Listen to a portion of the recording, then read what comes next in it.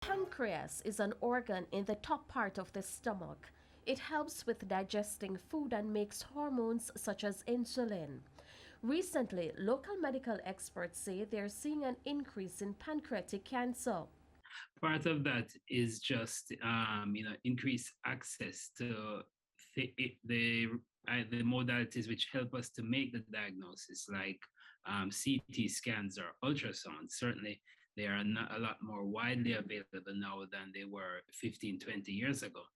Dr. Lindbergh Simpson is a general surgeon who operates on pancreatic cancer patients. He says less than 100 cases are diagnosed yearly. But pancreatic cancer still carries a high mortality and morbidity rate when compared to other cancers. One of the major challenges with pancreatic cancer is that the pancreas, which for the readers is a gland which is located somewhat deep in the body, so the tumor can grow for a long time before the patient starts to experience these symptoms. So unfortunately, it is a cancer which often presents late.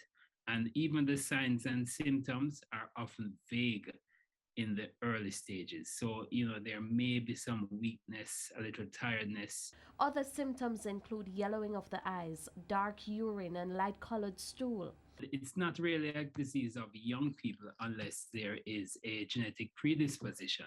So, certainly, as you get older, and certainly the 40s, 50s, and 60s, and more so in the 50s and 60s, is when patients start to become diagnosed with pancreatic cancer.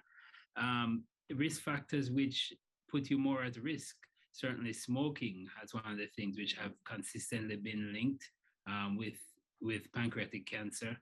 Diabetics seem to be more at risk. Dr. Simpson says the best treatment is early detection. So, if it's diagnosed at the early stage and we can remove all of the tumor, we can do a curative resection, then the outcomes are much better. Unfortunately, on an average, the 5-year survival for pancreatic cancer is really low. Only about maybe 5 to 15% of patients make it to 5 years after diagnosis. If you're diagnosed with pancreatic cancer, eat small frequent meals. Consider the use of liquid supplements or shakes.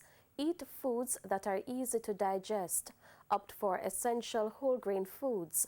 Choose colorful foods and stay in close contact with your healthcare provider. With your health report, I'm Shamela Pullen wishing you good health.